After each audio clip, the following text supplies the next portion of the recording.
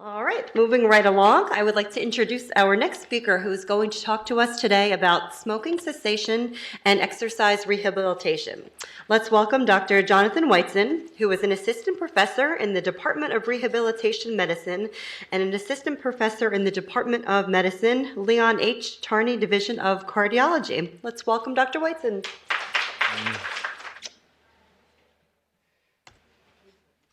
So I trust, and you don't have to show your hands, but I trust that nobody is still a smoker, but we understand and recognize that smoking certainly causes lung cancer, although, as Dr. Shishua has told us, you don't have to smoke to get cancer. And again, to reinforce, he does not want you to smoke, even though it will help your immune system. He's not telling you to do that. The other thing that we're recognizing is that, I may mention this word survivorship. It's an interesting word. From the time someone is diagnosed with any kind of cancer, they're considered to be a survivor.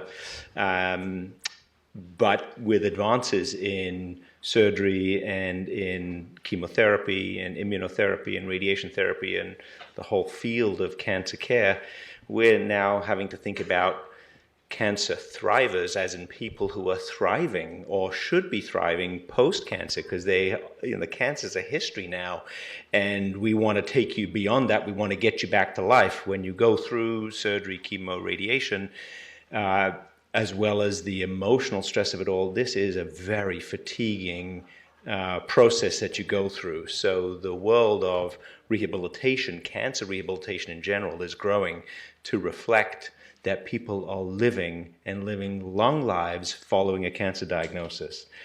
So that, I take it, none of you are smoking. Why would we talk about tobacco cessation? Well, I think very importantly is that we remain exposed to tobacco and to cigarette smoke, and we need to think about that in terms of what that can do to us and how we can avoid it. And number two, and I think most importantly, and what I use you for, is to go forth and spread a message, because there's no doubt in my mind that you know people who smoke and you can help them, educate them, steer them in the right direction. But probably you have siblings or children or grandchildren or nephews or nieces, etc., who are at risk as well for smoking. And so when you go to them and communicate with them armed with some knowledge, it makes a tremendous difference. And so I am using you as the foot soldiers out there in the community to go spread this message as well. So we need to think about, I was born in 1965, by the way, if any of you are wondering, but pre-1964, before the Surgeon General came out with his statement, the tobacco industry was a free-for-all, and it was not an honest free-for-all. Billions of dollars spent, not just in developing the industry, not just in marketing, but in supporting the government so that the government wouldn't turn against the tobacco industry. It's an industry that really doesn't make any sense to me with our understanding of how much disease and disability and premature death it causes. It wouldn't upset me if we saw the whole industry fold, but it would upset a lot of southern state governors and politicians, etc. The technology of breeding the tobacco plant has advanced and continues to advance in terms of the concentration of nicotine. So the tobacco leaves have higher concentrations of nicotine, and it's nicotine that is the addictive substance of smoking, not the dangerous substance, but the addictive substance. And so we need to understand that the battlefield is not an even battlefield. Even the cigarette has been adjusted and manipulated so that it delivers the nicotine in a more efficient way, and I'll show you a slide on that in a few seconds. But the more efficient the system is, the more highly addicted people become. As I said, the industry is scientifically corrupt. Evidence and data supporting the health consequence of tobacco use were suppressed by the tobacco manufacturing companies, and only through legal process has evidence come forward, and these companies have been held responsible. who remembers Joe Camel and the Marlboro Man and the Virginia Slims lady? Of course, yes, we all do. It's burnt into our mind. I remember when I was about 13 or 14 years old, I tried to smoke. I wanted to be cool. I had, you remember Happy Days, Fonzie, the leather jacket. I had my leather jacket. I held my cigarette, and I really tried to be cool. And that was what we were supposed to believe, that smoking was cool and fashionable, and it was, a sign of class aspiration. That's how we were told. Now, the other side of it is smoking is very calming. The armed services have been encouraged to smoke. If any of you served in the wars, American, European, people were given tobacco in order they could smoke and they could chew, and it made them feel comfortable. So there's a calming effect, and we'll talk about that as well. What about the flavors? Menthol, it sort of makes this a tasty, appetizing habit, when really that's not what we want to be encouraging. The idea that a cigarette is light or slimming, not the case. I mentioned these characters. Look at this thing in red down the bottom. The tobacco industry spends close to $10 billion. This is current, $10 billion annually. That's $27 million a day supporting the tobacco industry. Still going on. $27 million a day. And in most cases, that's to offset taxes. So states feel that they can put up taxes on tobacco and cigarettes to try to reduce the use. But the tobacco industry have a way of getting around that through coupons and tax rebates on packets and cartons of cigarettes. Spend a lot of money. Nicotine is the most addictive substance, more so than morphine, heroin, the narcotics that we talk about. Why? Because from the moment you puff a cigarette till the moment it stimulates those pleasure centers within the brain, 7 seconds. Very rapid. Those receptors, the chemical that's released, the dopamine, that effect, that pleasure effect, lasts for approximately an hour, sometimes an hour and a half, varies in different people. And then there's a rapid drop-off in the saturation of the receptors. And as the nicotine levels drop in the brain and the pleasure centers are no longer stimulated, you start to feel less pleased, agitated, frustrated, anxious. If you remember, if you were smokers, that feeling of, where's my next cigarette? And it's this rapid satisfaction from puffing on a cigarette, 7 seconds to satisfaction, and this relatively short half-life and rapid drop-off that makes nicotine a very addictive substance. So I mentioned, and I am sure none of you are first-hand smokers, but I'm sure many of you know people who are smoking. That means if you know them and you're close to them, if you're in the room when they smoke or in an environment that's smoking, you have exposure to secondhand cigarette smoke. Have you heard, and hopefully you have, about third-hand smoke? What's third-hand smoke? Well, when you go into a room and you see the yellowed walls, that's smoke and nicotine and tobacco particles on the wall. When you sit on a sofa and you smell that tobacco smell, those are particles that can affect you and cause disease. If you're a smoker, or you have a friend who's a smoker who picks up your grandkid, what do? Put them on the shoulder, and the grandkid is sniffing all that particulate matter. So we don't want any first-hand smokers. We don't want to be exposed to second-hand smoke, and we have to be aware of third-hand smoke. Many a cab I've got into, and I've got straight out again. I said, I'm sorry, you've allowed or you smoke in your cab, and I'm out of here, because I don't want that third-hand smoke exposure. So in 1964, the Surgeon General told us that smoking causes cancer. Cancer of the lung, very relevant for today, but cancer of almost every single organ. Tobacco and tobacco products are associated. And when I say smoking, I think we need to think beyond smoking, because that's one way of using tobacco, but there's a lot of other ways as well in terms of chew and snuff. Not so much in the Northeast. We tend to smoke our tobacco, but certainly in the southern states, there's other methods of taking it that are more trendy, especially amongst younger people. But what about the other collateral damages apart from lung cancer? And I think the most significant for this talk today is COPD, chronic obstructive pulmonary disease. There are very few people that I see who have been treated for lung cancer, who come to see me for rehabilitation, who don't also have emphysema or chronic bronchitis that comes under the umbrella term of COPD. And sometimes they may be more limited by the COPD than they are by the surgery or the treatment for the lung cancer. So we can't really extract one from the other.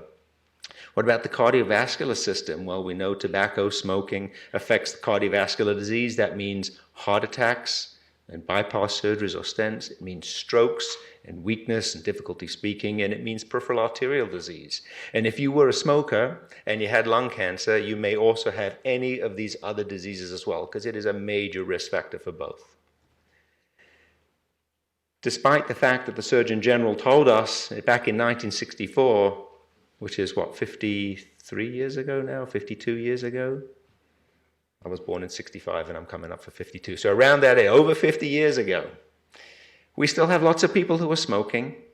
And if you continue to smoke, your risk of dying prematurely is significantly increased from lung disease, from cancer, and from cardiovascular disease. And every year, 500,000 will continue to die from smoking, and 50,000 will die every year from the secondhand smoke. So just because you no longer smoke doesn't mean to say you're free from the ravages of smoking. Until we free our society of tobacco and tobacco products, you're not free. So you have to be very vigilant. Still, actually, the numbers are starting to come down. This was 2015. The latest data suggests that we're having some impact with our marketing strategies against the tobacco industry. And the number of people smoking is starting to come down. Actually, it's, I think, now just below 20%. But men smoke more than women. Those who are lower socioeconomic status rather than higher.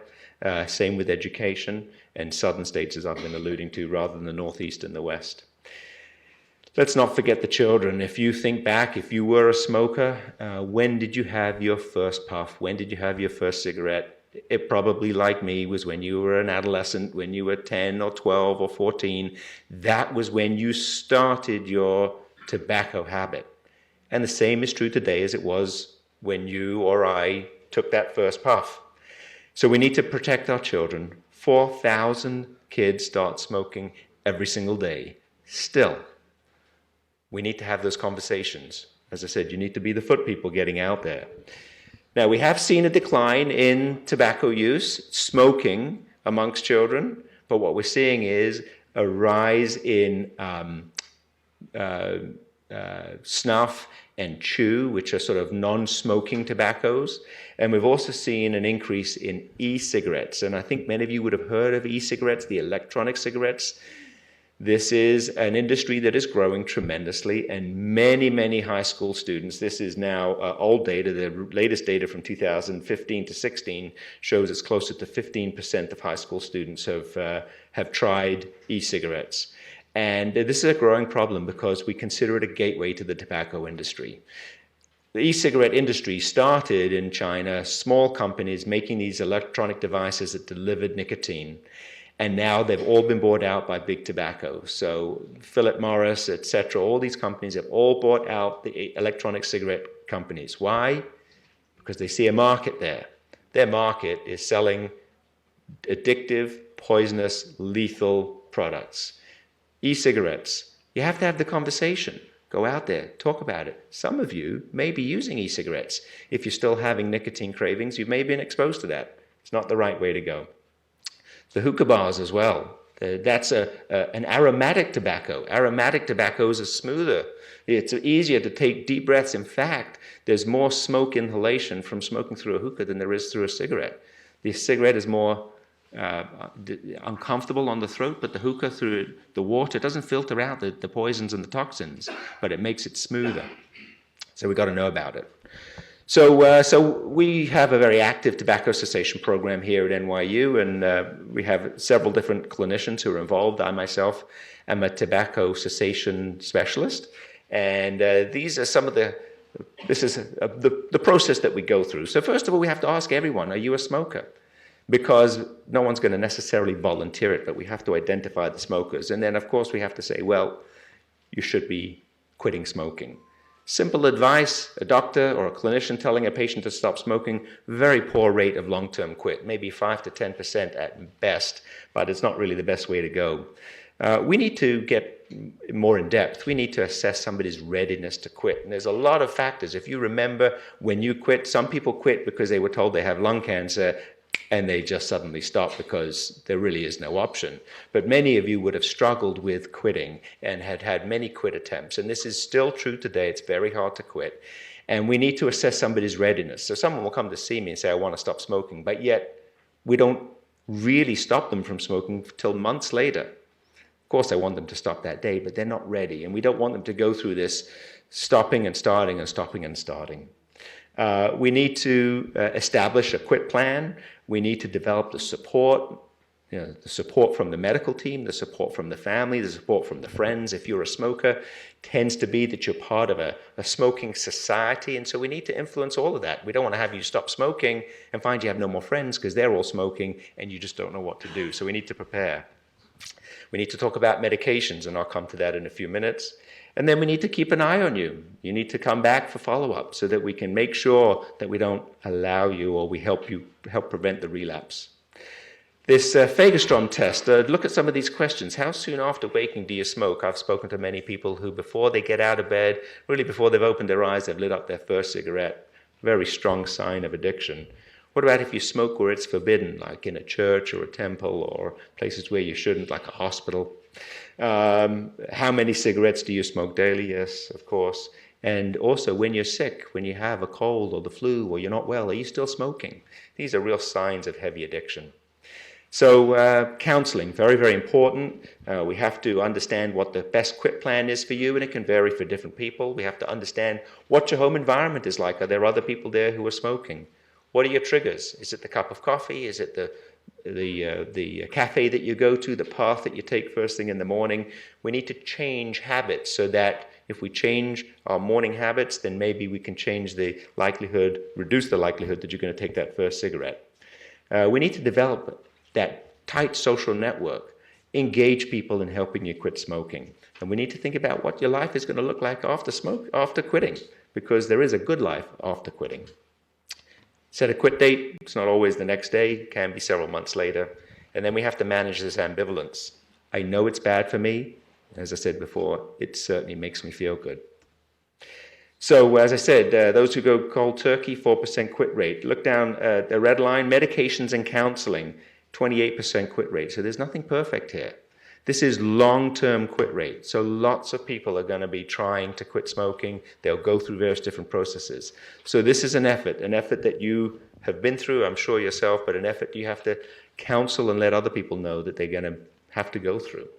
So just briefly, nicotine replacement. So I said nicotine is not the danger here. Nicotine is the addictive substance. And when you're addicted to nicotine, somehow, some way you need it. We don't want you to get it through tobacco products. We'll give it to you. We'll give you nicotine replacement. So we can give you a patch, a gum, a lozenge, the oral inhaler, the nasal inhaler, and we can teach you how to use it effectively. You can stay on nicotine months, years, lifelong. I'd much rather you be on nicotine than getting your nicotine from tobacco. There are medications that you can take as well. You would have heard of these, Zyban or Wellbutrin, and the other one is Chantix. I try very hard not to give my patients extra oral medications. These have central effects. There's a black box warning with Chantix in terms of depression and suicidality. I don't want to invite more problems, but if necessary, if it's worked before, we may consider it. Hypnosis, acupuncture, laser, there's no great scientific data to support it. None of these things are harmful. If it's worked for you, if it works for you, I'm all for it. It's not a problem, but the scientific data doesn't really support it. And e-cigarettes at this time play no role. Again, you will hear the argument, well, they have to be less dangerous than regular cigarettes. They may be, but we don't know how less dangerous, or maybe they come with another package of issues. We don't know yet. People say, I don't want to gain weight, and it's true. Nicotine or tobacco suppresses the appetite center. If we give people nicotine replacement, they're less likely to gain weight because we're still giving them nicotine. But the data suggests that if you gain 20 to 25 pounds, you're still in a much healthier situation than if you continue to smoke. So the weight gain is less of a concern. And the relapse, on average, 7 to 10 times people will try to quit smoking before they become long-term quit. There's immediate benefits and long-term benefits, but if you look down at the bottom, even at 10 years, there's only a 50% decrease in the risk for lung cancer. So even though you gave up smoking 10 years ago, doesn't mean to say you're not at risk of developing lung cancer. Some useful numbers, and I think this is in your handout. So I just want to move on to rehabilitation and exercise, and I mentioned the word survivorship, which I think is okay. I prefer thrivership, if that's a better way of putting it. But in 2012, close to 14 million cancer survivors. In not too many years, we're going to have 18 million, and the number's going to rise because people like Dr. Chichua and Dr. Pass with their surgery and their chemo, they're going to keep people alive. This is what we want. We want survivors. And then we need to see how exercise or activity and rehabilitation can really help you move on with your life. This is a good question, which I don't have an answer to. Can exercise prevent lung cancer? I don't know, but maybe we'll find out, and I hope we find out. Certainly exercise epidemiologically has been shown to reduce the incidence of things like breast cancer and the solid tumors. So we may find out as time goes on that exercise can prevent or as part of the prevention of lung cancer. Right now, number one prevention, don't smoke. What about you being treated for lung cancer? Many people don't think about exercise. They take the beating and they get debilitated and they get weaker, but they don't think about, what should I be doing or what could I be doing to help me move forward, to help me overcome the debilitating effect of all this treatment. Exercise and activity is safe and it is possible. It increases or improves physical function, it negates the fatigue, and that all leads to improvement in quality of life. There have been some studies, not in a lung cancer population, but in a hematologic cancer population, that exercise actually improves the ability to get through chemotherapy. Why shouldn't that help through lung cancer treatment? I don't have the data to support it, but my sense is that it does. Bone health, muscle strength, and quality of life as well also improved. So what am I telling you? I want you to be as active as you can be. If you're going through lung cancer treatments, you've got to be active. Yes, you feel uncomfortable, you may have pain, you may have fatigue, you may have shortness of breath. You have to fight it. It is a cerebral battle as much as it is a physical battle. And you have to set yourself a task to get out there and do things. I don't want you to do it necessarily alone. I want you to have that conversation with your oncologist. You can ask to see a physiatrist. I run the cancer rehab program as well as the pulmonary rehab program, and many times I sit down with patients who are going through treatment and they want to be active, but we want to make sure they're doing the right thing. That kind of counseling, that lifestyle and activity counseling is what we do. We recommend that if you are generally sedentary, that you don't start off by trying to run the marathon. It's coming up next weekend, but we do want you to be incrementally active. So you can start with just standing rather than sitting. You can start with stretching. You can start with slow, short walks. Even if you walk a block, that's good activity. If there are other complications, some people have bony disease, arthritis, neuropathy, which is where the nerves aren't working well, a complication of chemotherapy. Then we want to work on general strength and balance and falls prevention. The last thing we want to see happen is you get more active or try to be more active and you fall and fracture a bone. That's not what we want. Rehabilitation is also very focused on specific areas of your musculoskeletal system, of your nervous system, but also pulmonary rehabilitation, and we'll talk about that in a few moments. So what about now the cancer treatment is being completed? The acute side effects have been resolved. What about the late or persistent side effects that appear? It could be months or even years later. Many people have persistent fatigue. They're just not able to get back that sense of strength and that energy that they're able to live their full life. It's associated with persistent weakness. Shortness of breath that continues. Yes, I'm cured from my cancer, but I cannot breathe. Neuropathy, where you have that nerve, either pain, tingling, sometimes it's just numbness. It can be associated with weakness and balance difficulties as well. Joint stiffness. If I've had an operation on my lung, my shoulder might get stiff. And pain that can persist. I've seen many people who've had thoracic surgery and have persistent pain years and years later. We can address that through rehabilitation. We can address all of this through rehabilitation. So let's talk briefly about a rehabilitation program, and then I think I have to stop because I'm probably going over my time. I apologize. Doctors are very poor at timekeeping.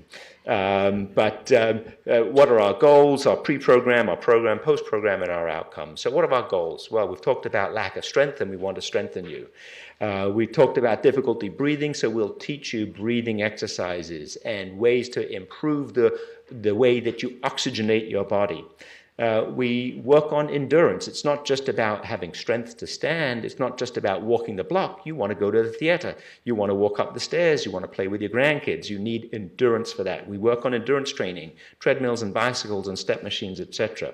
We want to translate that into function. What are you looking to be able to accomplish? What is function, and therefore what is quality of life for you? So these are all the things we talk about in terms of goals. Before you start pulmonary rehab, unfortunately, you have to come and meet me on a more personal level. We do a full evaluation from toes to nose, your medical history, everything, so that I understand your full picture. We do an exercise tolerance test. We put you on a treadmill, believe it or not. Those who can't walk on a treadmill, we do a bike, but we want to know how your heart responds, how your lungs respond, and how your muscles are working. It tells us a great deal of information, helps us fine-tune the exercise prescription. Then you'll meet the therapist, and they'll go over similar things, but from the therapeutic perspective. We also want to know how you're feeling, because as well as a physical journey, this is an emotional journey too. And we address that. We have psychology, we have support services to help you deal with that emotional roller coaster.